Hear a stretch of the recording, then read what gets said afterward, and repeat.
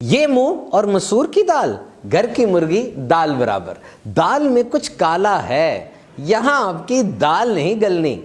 इन तमाम मुहावरों में एक चीज मुश्तरक है और वो है दाल, अ डेलिकेसी, दुनिया भर में मशहूर लेग्यूम्स, लेंटिल्स और पल्सेस के नाम से जानी जाती हैं। हजारों सालों से दालें इंसानी ग़िज़ा का अहम हिस्सा हैं। And pulses they have no cholesterol, दालों में कोलेस्ट्रॉल नहीं होता और फैट्स और सोडियम यानी नमक की भी बहुत कम मिकदार इसमें होती है। दालों को कई महीने तक स्टोर किया जा सकता है और आजकल बिलखुसूस जो बच्चों और ख़वातीन में आयरन की कमी बहुत रिपोर्ट की जा रही है, सो पल्सेस कंटेन्स आयरन। दालों के अंदर आयरन भी होता है, पोटेशियम भी होता है और विटामिन बी का एक बहुत बड़ा जखीरा भी मौजूद होता है। Pulses are highly water efficient, यानी दालों की पैदावार में पानी बहुत कम इस्तेमाल होता है।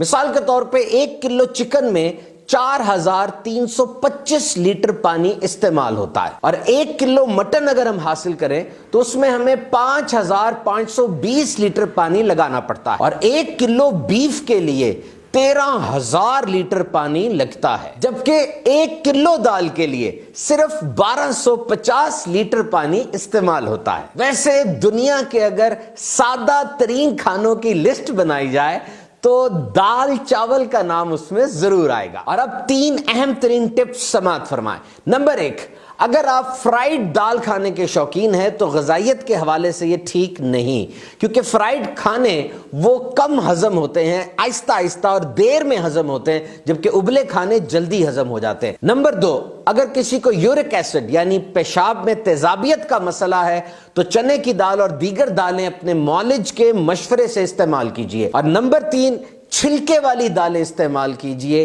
इसमें फाइबर होता है और इंसान का निज़ाम यानी डाइजेस्टिव सिस्टम वो ठीक रहता है। अगर आपसे दालें वैसे नहीं खाई जाती तो फिर आप दही बल्ले खा सकते हैं, लड्डू पीठियां, खिचड़ा और खिचड़ी भी, इन सब के अंदर दालें ही तो होती हैं। कुरान मजीद सूरतुल बकरा की आयत नंबर 61 में आया, लिहाजा अपने रब से दुआ कीजिए कि हमारे लिए वो चीजें निकाले जो जमीन उगाती है, जैसे साग, लकड़ी, गंदुम, मसूर की दाल और प्याज। प्यारे आका सल्लल्लाहु ताला अलैहि वसल्लम का फरमान अज़मत आली शान है, और मसूर की दाल खाओ क्योंकि ये दिलों को नरम और आंसुओं को तेज करती है।